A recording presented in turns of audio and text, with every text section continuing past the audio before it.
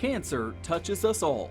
I know it's cliche, just one day at a time. Getting that diagnosis as a young adult can be especially hard. We have kids, we are, employees, some of us run businesses, and battling cancer is a full-time job. A job with no employee handbook. There were moments where I can't do this. I was just like, this is my end point. I can't do it anymore. And rates are rising among this age group, but there is reason for hope with new treatments. It's a really exciting time. And Roswell Park here in Buffalo is at the forefront.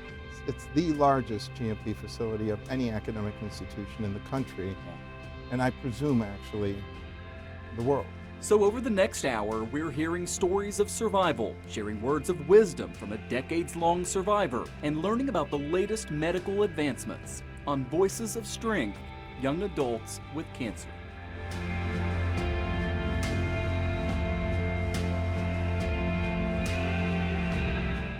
I'm Kimberly LaRussa, and I was diagnosed with breast cancer at age 37. My mother was diagnosed in October of 2024 with breast cancer. So when I went to my OBGYN, she found a lump underneath my breast that I had no idea existed. And if it wasn't for my mom getting her mammogram, I would have never went to the doctor. I would have had no idea I had cancer. I have had to have chemo, and I had a lumpectomy, and now I'm going through radiation currently.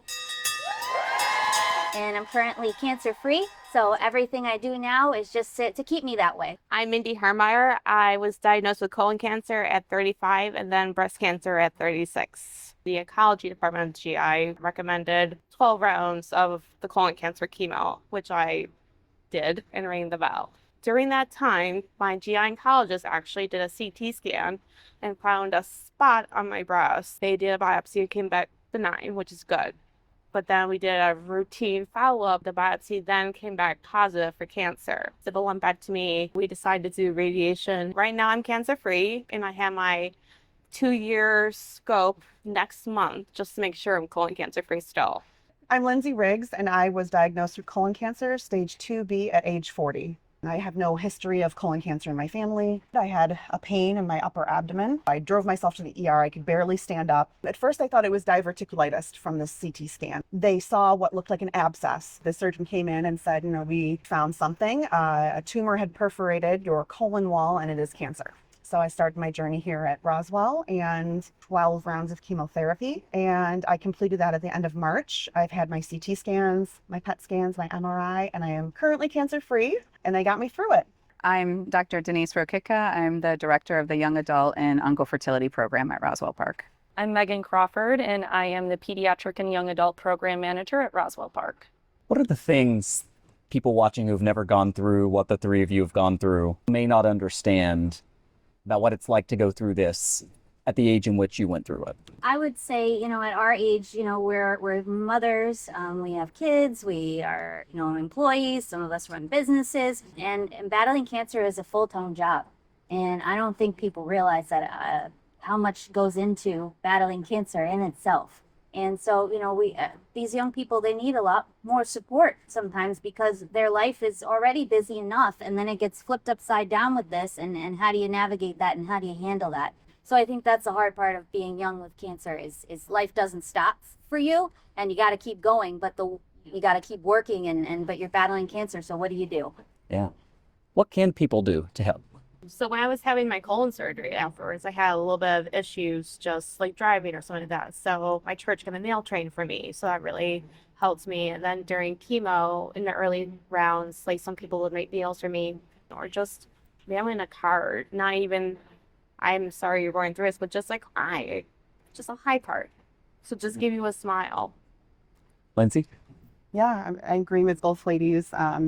It's an emotional toll because you are young. You're the mom, you're working, you are a wife. You have your whole life ahead of you. So there's a lot of emotional toll on that. And I think, as you're going through it, you're trying to balance and juggle. And some of us try to be strong for others while we're doing it, which might not always be the best case, but we do it. And those check-ins from friends and family, they are key. It really speaks volumes and measures, even if it's one text message that says, thinking about you, love you, checking in, let's go get ice cream, something simple. Checking in on your loved ones and friends, even beyond their treatment, is key, because there's an emotion and mental block that you have to face even post-treatment. We know overall young adults are seeing an increase in cancer rates. Life expectancy, though, is also increasing because we continually are getting better treatments, right? Right. What should we know about the statistics and what's happening with cancer in young adults? Yeah, I think there's probably multifold answer, right? We know that our screening mechanisms are better, right? So our x-ray technicians are better, our radiologists are better at screening it. We have blood tests that help us to determine early on, when we see cancer. So there's probably an increased incident also related to the fact that we're just able to find it sooner. Which is probably also increasing our life expectancy for patients. But there's also an increase in colon cancer, particularly in young adults, and breast cancer. And so it's hard to know exactly why that is. There's been some studies that link that to body mass index and in obesity. There's a lot of researchers kind of looking into those environmental factors as well.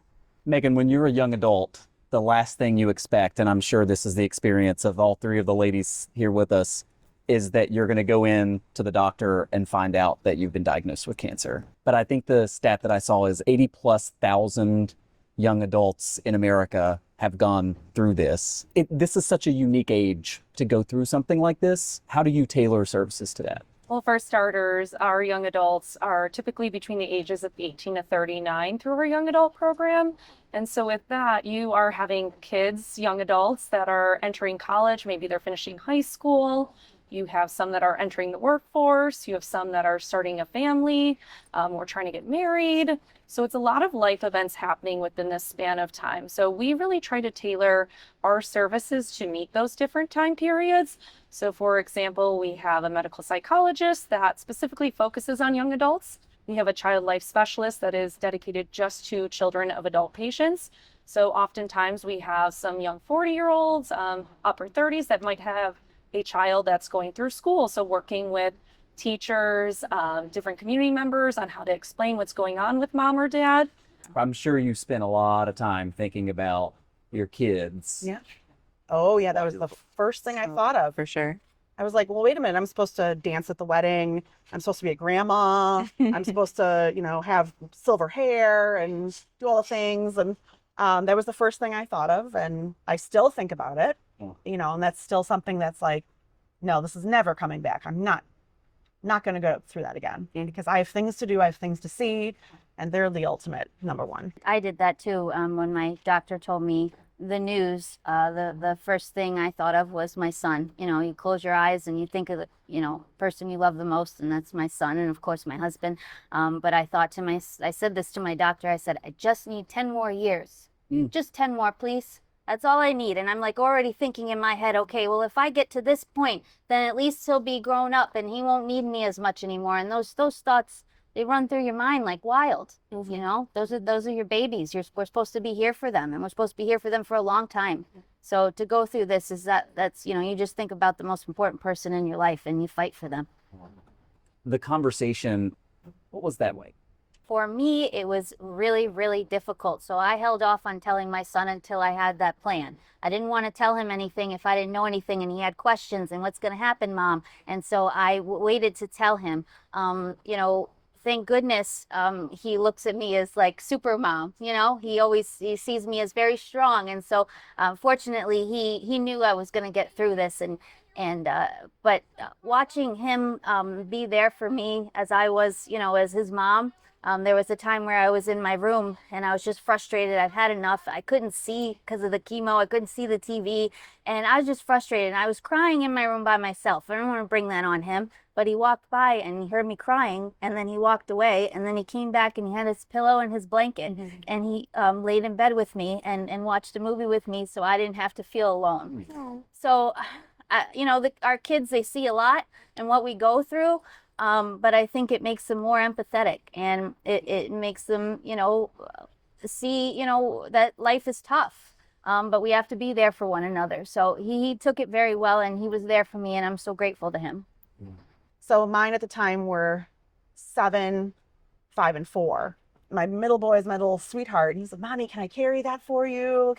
Mommy, don't bend over because your tummy. My husband and I talked about it, and we were both on the same page that we were not going to explain what it was, what the big C word was, because we felt that they were too little to maybe understand and comprehend. We felt that that was the best way to approach it at the time. And I think everybody makes that choice differently with their kiddos. You understand how your kiddos would react, how old they are. And the services here, of course, can help guide you through that. And now we know we'll have to cross that bridge when they're a little older. And my husband wants to take the approach of like, Superwoman over here. This is what happened. So, we know we have to face that eventually when they're a little older. When we return, The landscape of treatment has changed so much over the last 2 decades. and some of the biggest advancements are happening here at Roswell Park, where there is a huge focus on using your body's own immune system to fight the cancer. And I was like, wow, we have an opportunity to do something that no one else in the world is doing right now. 2 of the doctors who helped develop a first-of-its-kind FDA-approved immunotherapy tell me this is the future. We're banking our careers on it. Yeah. That's next.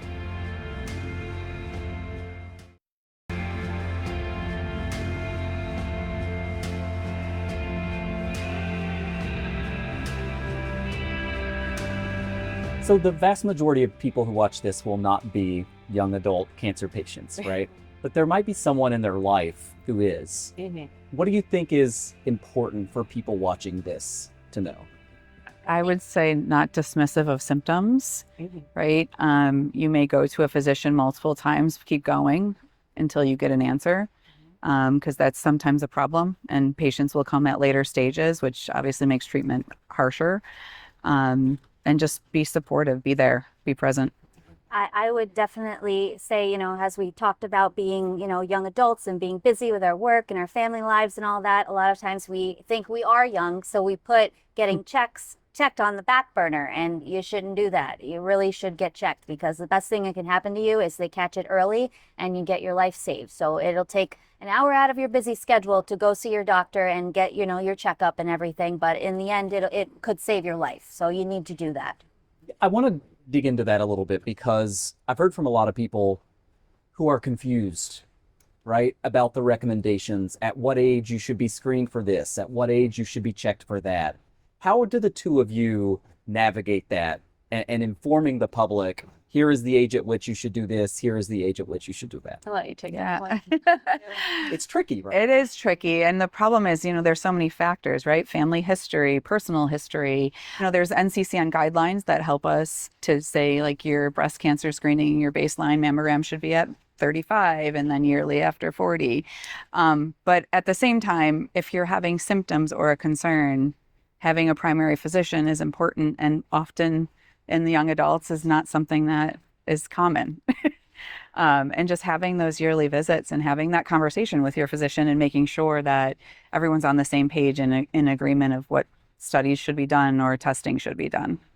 All 3 of you are cancer-free. Do you think about what would have happened if you hadn't been proactive and you hadn't caught it early? Yes. Yeah, I was told, because I didn't, and any symptoms that I had, I chalked up to just turning 40, having 3 kids, having miscarriages, woman stuff, right?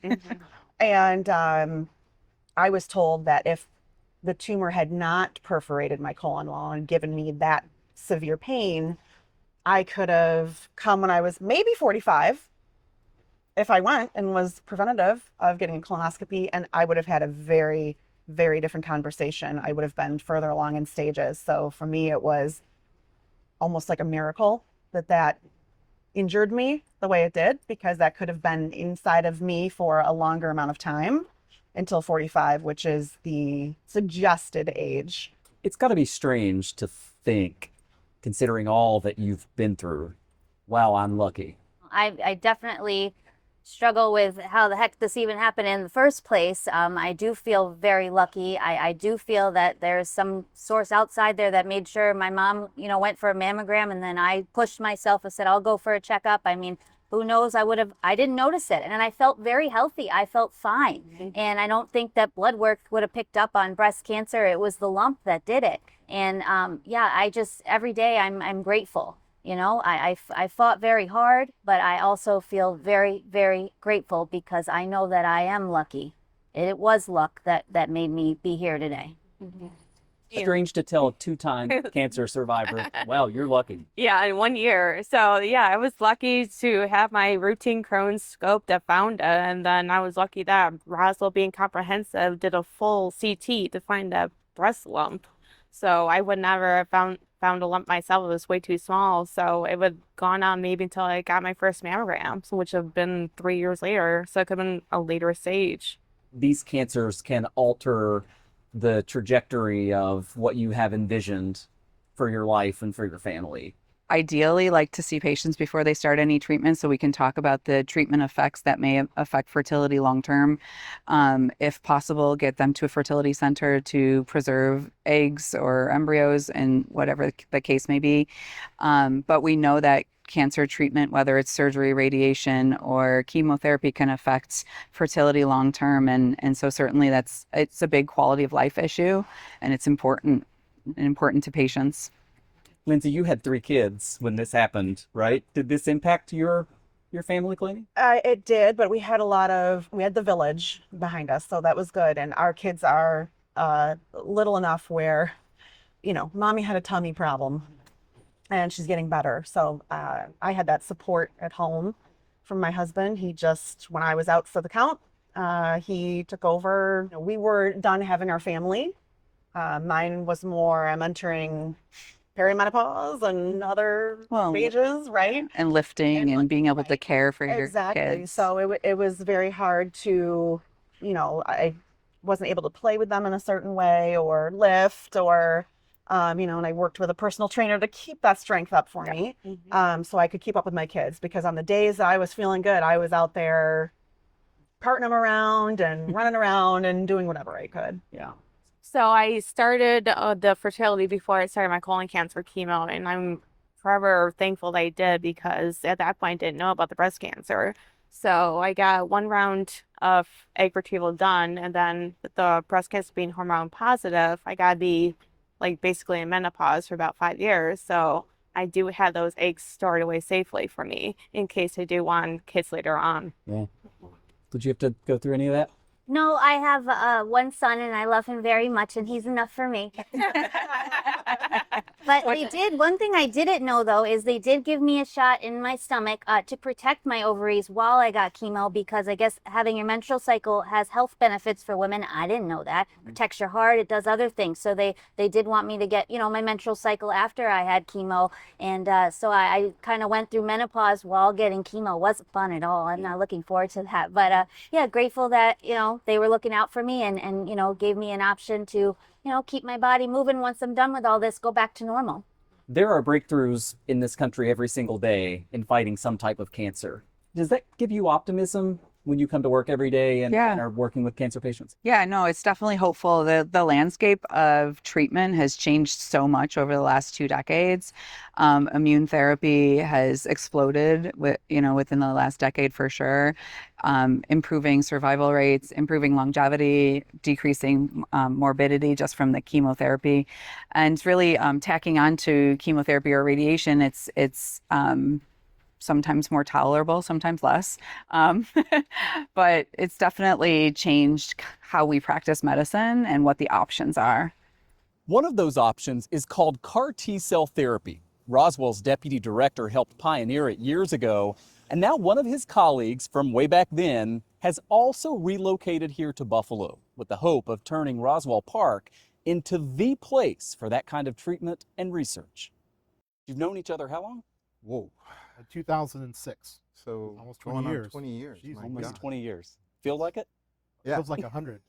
Doctors Rainier Bringens and Marco Davila go way back. When I was in New York, Marco was actually a fellow of mine. They were researching what was then a relatively new approach, taking a cancer patient's own T cells, genetically engineering them in the lab to have a specific receptor that attacks the cancer, and then infusing the cells back into the patient. And so when a T cell would ordinarily ignore a cancer cell, it now recognizes the cancer cell and goes crazy and kills the cancer cell. using your own body to fight the cancer instead of chemotherapy, radiation. Absolutely. They played crucial roles in the development of the first FDA-approved CAR T-cell therapy, their work highlighted on the front page of the New York Times. When we started out, there might have been 5 to 10 labs in the world working on this technology. Now there's well over 250 companies. So it exploded, I think, well beyond what Mark or I would have thought back in those early days. Career advancement meant moving to different cities, though they remained in touch. When I decided to move to Buffalo, I called him and I said, Marco, I decided to go to Buffalo. And his answer was, wait, why didn't you ask me to come? And that started a year-long recruitment to get him to come to Buffalo, which we're very fortunate we were able to do. Because what's happening in Buffalo right now with CAR T-cell therapy, I mean, this is sort of the place to be, no? Absolutely. I was like, wow, we have an opportunity to do something that no one else in the world is doing right now. And I was like, sign me up. Reuniting two of the best brains in the field and positioning Roswell Park as the place for CAR T-cell therapy research and treatment. Buffalo, similar to football, is leading the way in terms of the NFL. We're doing that for cell and gene therapy kind of innovation. But to do the work, you need the space. So Roswell and the state of New York made a big investment, creating an 11,000 square foot cell manufacturing hub. This is the biggest facility of its kind. It's the largest GMP facility of any academic institution in the country, and I presume actually the world. Great for researchers, but also local patients. A lot of these new therapies that may not be available or may not ordinarily come to Western New York now come to Western New York, and that allows our patients to benefit by having access to these promising new therapies. Especially beneficial for young adult patients if they can avoid the harmful side effects of chemotherapy and radiation. When you're dealing with a young adult population, you want to think beyond just cure. You want to think about, this patient may be alive for another 50 years. What could impact that 50 years? Is fertility, do they have all their children? Is that something that needs to be preserved? The hope is that in the foreseeable future, we will do away with that relatively toxic and nonspecific type of therapy and change over to much more specific type of immune-based therapies. And while CAR T-cell therapy has mainly focused on blood cancers, there's a ton of research happening into more common solid tumors. Such as colon cancer, breast cancer, prostate cancer, lung cancer, and so on. It's sort of like sky's the limit. We're banking our careers on it. Yeah. What does this look like 20 years from now? I don't think that we fully know. I think the technology will be so much different. No scientist in their reasonable mind would have been able to predict it. You don't know what the future holds for this, but you know this is the future of cancer treatment. Love it. Well said. Yes, our goal is to get rid of chemotherapy. Nearly 20 years after they met and a decade past their big breakthrough. Yeah, our friendship stuck through. The two of us are here. We never would have guessed it in a million years. I want to play some. But here they are, with Buffalo benefiting from this researcher reunion. Ahead, how has this changed your outlook on life? I would say the priority of family first is even stronger than it's ever been. And a day in the life of a young mom who was diagnosed with cancer after giving birth to her second child. What her journey has taught her about advocating for your own health.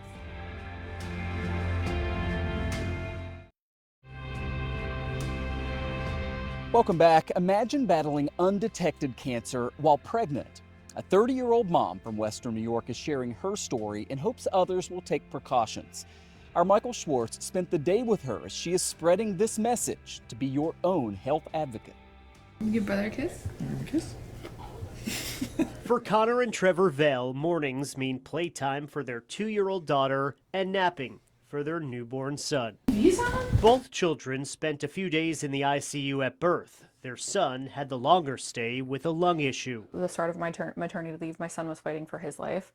And now at the end of my maternity leave, I'm fighting for mine. And so I just think it's like, we must be a family of fighters or something. We have a lot going on. A lot going on for these young parents, raising their children, working from home, and now the biggest battle of their life. I'm Connor Vale, and I was diagnosed with colon cancer at 29. Connor was diagnosed with colon cancer in July, just 1 month before her 30th birthday. It's almost like an out-of-body experience when you hear that. I know a lot of people in her situation would not handle it as well as she has, and she's been amazing through this and keeping her head up and taking care of our kids through it all. Connor says she first noticed signs at the start of 2024 while pregnant with her daughter. Extreme pain when having to go to the bathroom. Doctors told her the pain was either hemorrhoids or just part of the pregnancy. Just got worse and everyone was like, you don't need a colonoscopy. On March 11th, 2024, the couple became parents to a baby girl. I did an MRI, I did some blood work. All of that came back with no issue. So they said, you're probably fine, you're good to go. And so we decided to have my son, and that's when it all kind of started to get worse again. In April of 2025, the couple welcomed their son. When you're pregnant, you don't know your body. Especially the first time around. You have no idea what you're experiencing. You've never done it before. You don't know what's right, what's wrong. And when you go to the OBGYN, a lot of the times they say that's normal. It's a part of pregnancy. It's a part of how you're feeling. And it's actually not. And it wasn't for me. It wasn't for me through 2 pregnancies. I was actually creating my babies and also fighting cancer. What's in here, Minnie? Connor found a new doctor who recommended a colonoscopy in July, just 3 months after delivery. And that's when they discovered a tumor. After finding out, we were just kind of like, how can we, the chances of this happening are so slim at her age. So we wanted to spread awareness. Colon cancer is not a great subject to talk about, but if I didn't advocate, do those uncomfortable things, then I wouldn't have found it out. So I think it's important to just know that pregnancy is difficult in itself. So if you're feeling something's not right, you should know that and advocate for yourself. Connor says genetic testing showed no family history of colon cancer. You're not getting the care you deserve. You need to switch providers. You need to seek research information, and that's sadly sometimes what we have to do, but it's important to continue pursuing all of that to make sure that you're not only healthy but your voice is heard. Now, just days after our interview, Connor went down to New York City to have a 6-hour surgery to remove a significant portion of her digestive tract and surrounding lymph nodes. Here she is in the hospital. She is slowly recovering, now back home with her husband and her kids. She is awaiting results to determine the best treatment moving forward for a cancer-free future. She is also part of multiple studies to determine any correlation between pregnancy and cancer. Michael Schwartz, 7 News. Our 3 cancer survivors here, you're all young women. We tried to find some young men. I don't want to generalize, but sometimes people want to talk about this and sometimes people don't, right? But we also know, Dr. Rokicka, that the increases in cancer are much more dramatic among women right now than in men. What do we know about that? Again, I back to screening and technology as part of that, right? And but also just men don't go to the doctor as often. Yep. They don't follow through sometimes with instructions or, just follow up screening care. So that's a part of the disparity, I would say, in trying to find other cancer survivors that are interested in having this conversation. Men also tend to internalize more, I think, right? So they may not be as forthcoming to talk about their cancer journey. What has been your experience with the male-female divide here? Absolutely. Well, like Dr. Rokicka said, is oftentimes those men do typically internalize. I think part of that has to do with just the general culture of, men and their feelings and all of those things that are tough to navigate. Additionally, some of those young adult cancers might be things like testicular cancer. And so oftentimes men might feel quite uncomfortable discussing that, especially as a huge piece of that does affect their fertility for some of those individuals. But in general, a lot of our young adult members might take to social media and find connections there as well as our programming. So I think that's one of the reasons why we usually have a little bit more engagement. Additionally, there's a lot of different support groups outside of what we offer for, let's say, breast cancer patients and survivors than there may be for some of those cancers that affect males more often. I don't want to ever assume, but typically women do take the reins and do kind of create their own groups and really go out of their way to find one another, whether it's in the hospital space or it's in the social media space. You mentioned social media. Kimberly and Lindsay, you both have been very open about your cancer journey. Why share your story now?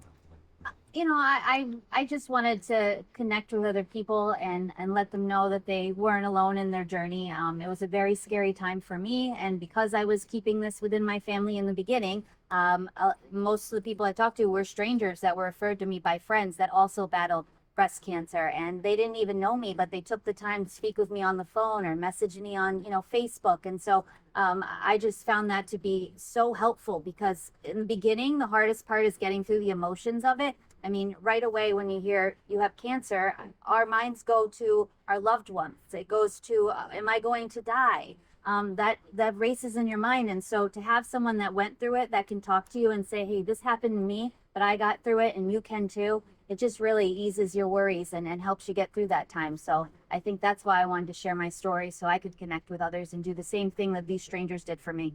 Why be so open about that? I'll talk a lot. And I started right when I got in the hospital, not knowing what was going on. It was just hey, here's what's going on with me. And I, took about 2 weeks for that information to settle with me, and so I could let my friends and family know. And then I let it out there, and a big part of it was I was so angry. Why me? What did I do wrong? Well, why was I chosen for this? A lot of things kind of pour through your mind, and I turned it into, I'm going to start educating people on this. There are symptoms of colon cancer. I didn't really have any, or maybe I did. Some days I thought I had too much cheese, right? And my stomach hurt. But so for me, it was connecting with a community of the way of education and explaining to people that there are preventative measures you can take. Here's what happened to me. Everyone's story is different.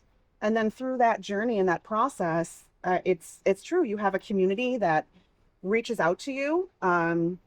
They might not feel comfortable sharing that with others, but they'll message you privately. And then because of the education and what I was sharing, I received a lot of messages of women, especially, coming back and saying, I got my colonoscopy, I was diagnosed with cancer. So, and that's a twofold. One half of you was like, yes, you went, we figured this out, it's early, you got it. And then the other half, you're breaking down because someone else out there is now diagnosed with cancer. Yeah. So you battle this. Did I do a great job, or did I just ruin something? But I think that education and continuing to explain to people that you can't put this off, it's more prominent.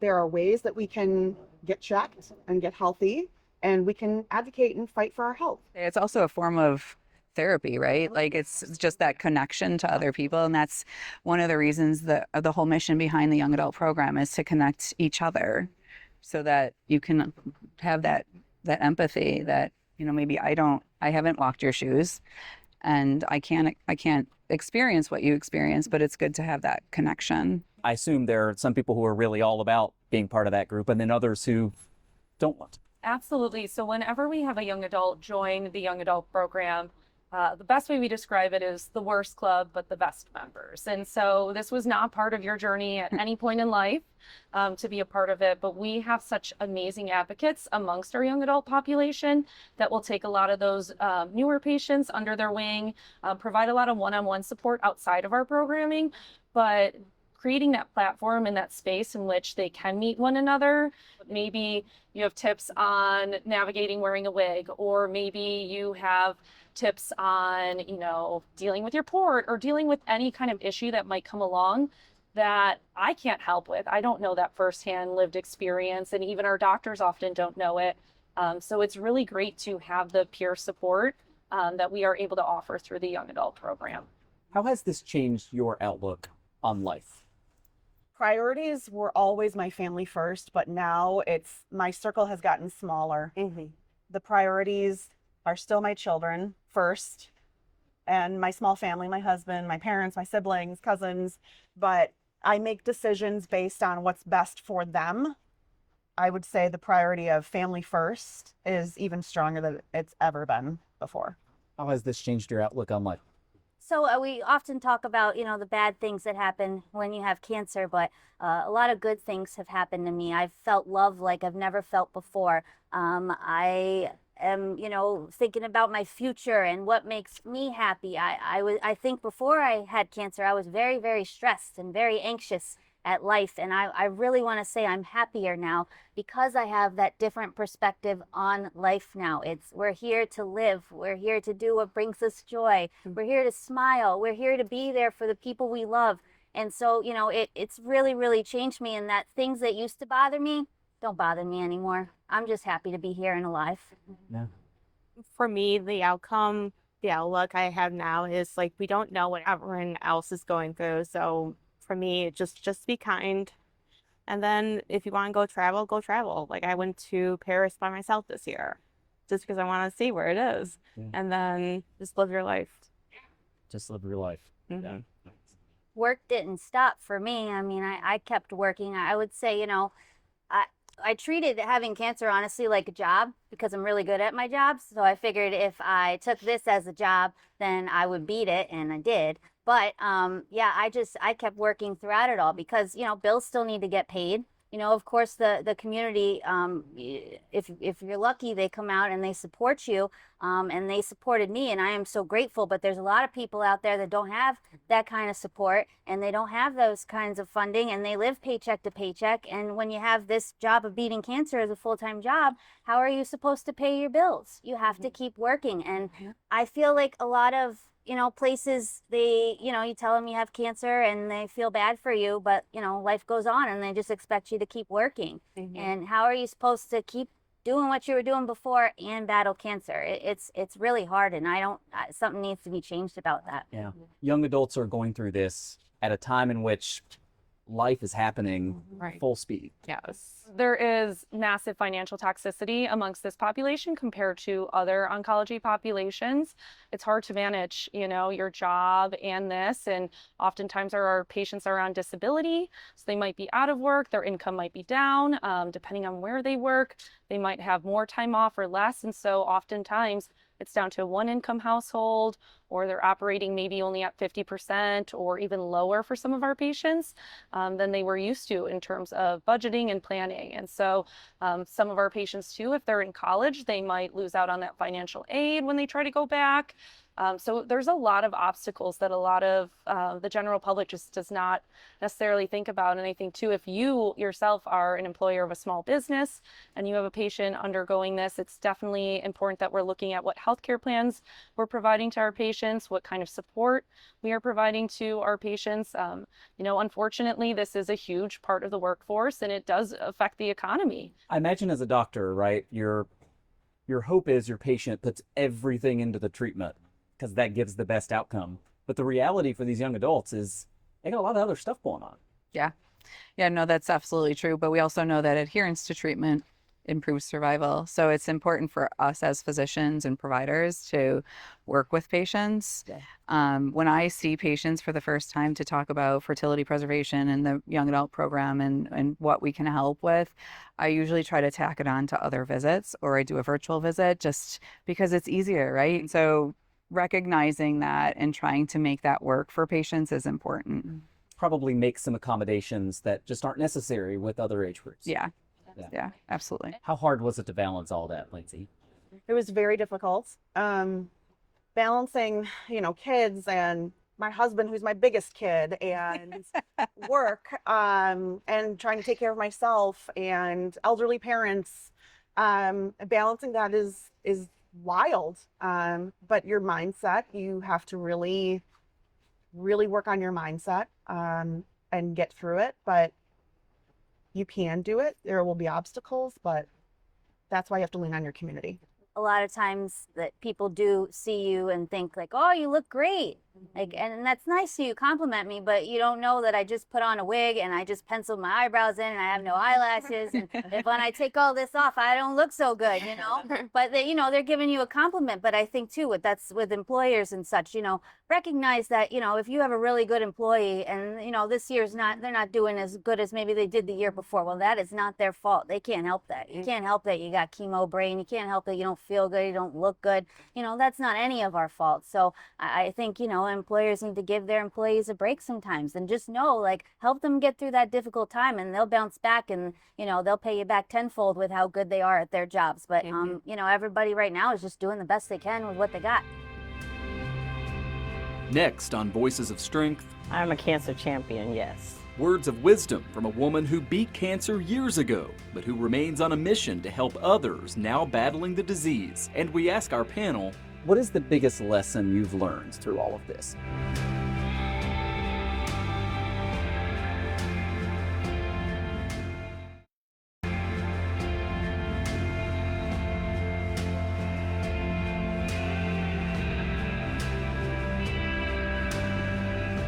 And welcome back. Ralph Waldo Emerson famously said, "The years teach much which the days never knew." We know time brings understanding. So our 7 News reporter Febin Casahoon is sharing the voice of a woman whose wisdom is decades in the making. In our sit-down interview, 60-year-old Gina Davis shares with me the day that she learned she had breast cancer. And now, 16 years cancer-free, she's using her journey to educate others, but also advice to those who are still fighting. Gina Davis says that there's one thing you gotta get straight. She's not a breast cancer survivor. I'm a cancer champion, yes. The Buffalo native and mother of 2 was diagnosed with breast cancer in 2009. At the time, she was 44 years old. I asked her when she knew something was wrong. I didn't. A 2011 study based on a national health interview survey of more than 17,000 women found that among breast cancer survivors diagnosed between 1980 and 2003, 43% reported finding the cancer themselves. And about the same number reported a mammography as their method of detection. For Davis, it was a regular doctor's appointment, and it was time for her yearly mammogram. I'm sitting there, and it was taking kind of a long time that I thought, and then they just wanted me to take another test and another test, and I said, okay. And then after the second test, they wanted me to do a biopsy, and I said, okay. I'm still not thinking like, oh my goodness, something wrong. Her test confirmed she had breast cancer. The call came while she was at work. She tells me it was a shock, but fear did not consume her. They wasn't scared. Normally people, when they hear cancer, like, oh my God, but they didn't cry, they wasn't scared. And I guess because they seen the strength in me, and that's why I wanted to be strong before I even told them. And then I told my dad, and he was really worried. And I was like, Dad, I'm gonna be all right. Davis says she had a lumpectomy, had a port inserted, went through chemotherapy and radiation. And during her treatments, she experienced side effects that affected her functioning. It hit me all of a sudden, and I didn't know what it was, and I ended up in the hospital for 3 days. My main concern was just understanding what I had to go through. Her road to recovery wasn't easy, but something she was focused on overcoming. I really didn't have no room for fear. I didn't. Any other advice you want to give to people who are fighting the fight right now? Yes, I want them to stay stress-free, watch a funny movie, laugh, just have laughter. Laughter is a great medicine. And just really stay hydrated and eat as many fruits and vegetables as possible that is not a GMO vegetable or fruit. Over the last 16 years post-cancer diagnosis, Davis has made it her mission to spread knowledge about breast cancer through her nonprofit work. Her Just Breathe nonprofit is a global mission to support, celebrate, and empower all types of cancer champions and their family, empowering and informing one champion at a time. Febin Casahoon, 7 News, Buffalo. What is the biggest lesson you've learned through all of this? Mindy, I'll start with you. I know it's cliche, just one day at a time. Your only goal right now is to survive this and get on the other side. What have you learned going through this? I learned not to sweat the small stuff anymore. And I also learned how to be there for others going through the same thing. You know, I think that before you go through this, you sympathize, you feel bad about people going through cancer, but until you fully go through it yourself, you have no idea what it's like. So I'd say accept the help from others when they're willing to give it to you. No, you don't have to be strong all the time. And sometimes even if you don't know what to do, sometimes the best way you can help a friend is to get them out of the house. I have one friend, she said, I just wanted to be there for you. I didn't know what to do, but she bought me Little Wayne tickets, and she took me to Little Wayne recently, and we had an amazing time, and I looked forward to that concert, all through treatment. And so, anytime you can be there for someone, just do it. You don't have to, know what to do. Just try anyways. Kinsey, what's been the biggest lesson for you? I echo both women, especially being a better human in general. If someone else is going through this, I can admit that maybe I wasn't the best before this happened. I didn't know what to do. I didn't know what to say. And now that's helped almost train me to be a better person. And I know that I can use my voice as a platform to help educate and advocate for health and get involved more. How can we make sure those voices are heard and we make that change and difference? Dr. Rokicka, what do you hope is the biggest takeaway for people who have listened to this conversation? I think the biggest thing is to really think about a young adult as a different population of people who have different needs, right? It's a huge transition in life from, high school to college or high school to career, financial planning, financial stability, and family planning. And that impact is huge when you have a cancer diagnosis and everything kind of has to go on hold or, to the wayside to really focus on your cancer treatment and get better. I would say my hopeful takeaway would be twofold. One is the importance in what you can do as a community member. So whether it's supporting research, because it does seem very overwhelming and daunting of a task, but as we kind of talked about earlier, there's a lot of new therapies on the frontier. And so that only happens by supporting our brilliant scientists. Additionally, when it comes to voting to ensure that we are protecting workers' rights for any age patient, but especially our young adults. And additionally, I hope that more of our community understands that it is a different population and they do have different needs. And like all of my other panelists have said, it's about being consistent. It's about showing up. It's about supporting these patients. And sometimes it's not asking how you can help, but rather inserting yourself if you have that appropriate relationship, and offering to pick up kids from school or offering to take time out of your day to spend time with them. A lot of times these patients don't feel well and are cooped up inside.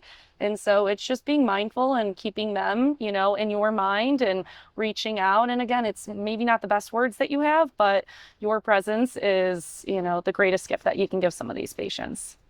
Thank you all so much. Thank you.